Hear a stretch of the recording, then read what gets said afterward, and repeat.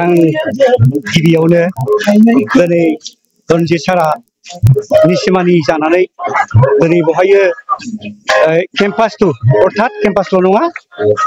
बांसिन अर्थात बे एरियायाव जोंनि बे गामि दरथामावनो प्राय 190 जनसो मानसि दङ निसिमानिफ्राय जितुनिखि हादान लाफैनाया बेनि थाखाय जोङो आसा खालामदों रनजित सारा फैनायखौ खोब मोजां मोनदों मानो होनोबा बे जायगानिनो बिथाङा बिजाथि जासिगोन आसा खालामो जाहाथे बिथांमोना जितुनिखि जोंनि बिनि आसा जितु मावनाय दांनाय आसार खान्थिखौ जों मोजां मोनदों मानो होनबा बिथाङा सासे ज्येष्ठ मानसिखौ मानसि हिसाबै सनमान खालामो मानसिनि सायाव गियान होयो आरो मोनसे खोथा जोंहा आरो मोनसे थाबावदों जोंनि बहाय थानाय थासारिया अर्थात फर्टिन चिराङाव जाय होगोन बिथांमोनखौबो जों आसा खालामदों जाहाथे फर्टिन चिराङावनो भटखौ होनानै खाम्फा बरगयारिखौ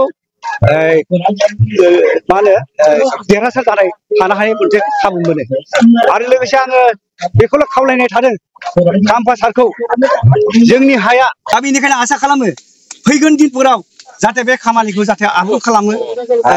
एबार डाइरेक्ट खाथांखा रनजित सारल' नङा बेयो मानो होनबा ट्रेक्टरनि सावगारियाव भट होनानै प्रमद बर'खौ जाहाथे देरहायो बिनि थाखाय आङो गुथै रायजोफोरनिसिम आं खावलायनाय थाबाय आरो एबार देरहागोन निस्सय आरो खाथां